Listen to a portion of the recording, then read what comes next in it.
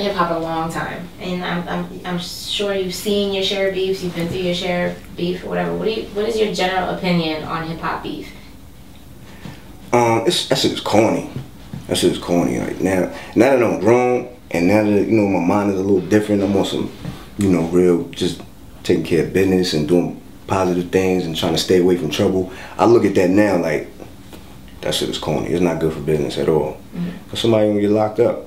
Somebody gonna go to jail. Ego's gonna get in the way. You know what I'm saying? It ain't worth it. You know what I'm saying? So yeah, I ain't with it no more. Basically, to tell you the truth. I think back in the days, like I was real outspoken, real disrespectful about certain, my peers in the hip hop industry.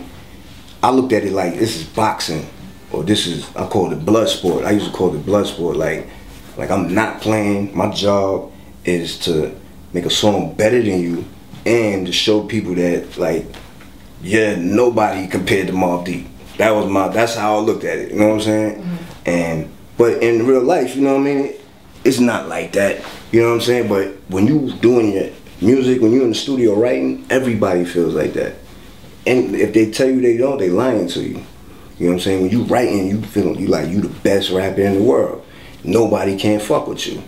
Everybody says that in their rhyme. So obviously they feel like that while they writing. Who knows if they feel like that while they not writing? But that's how I felt when I'm making my music, when I'm on that stage, when we making these beats, when we making these albums. Nobody can fuck with us, and if they try and get hurt, that's how I felt. You know what I'm saying? Like that's how serious I was about it. But now, looking at it now, you know what I mean, that I'm grown and I'm older now. Now I look at it like that was kind of stupid, because now you burn bridges. You can't fuck with certain people now, you know what I'm saying? Do business with them now. You know what I mean? Like take the Jay-Z's thing for example, with that whole thing after the West Coast, East Coast shit. Even that, you know what I'm saying? Even the West Coast, East Coast shit, like that could have burnt the bridge with Snoop, but it didn't. Snoop was a bigger person, and he knew that it was what it was, and it's not that serious, so he would still put his hand out to me like, yo, P, it's nothing. That shit is dead, fuck all that shit.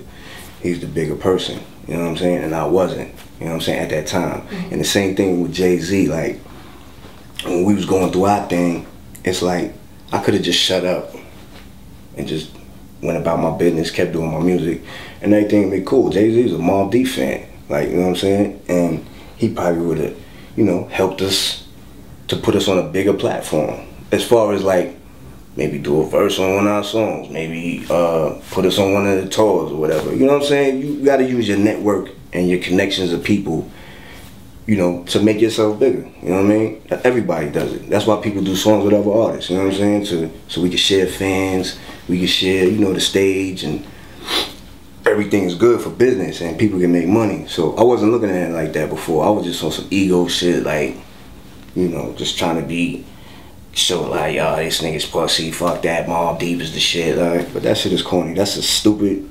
immature attitude to have. You know what I'm saying? And that's how I grew up. I grew up stupid and immature.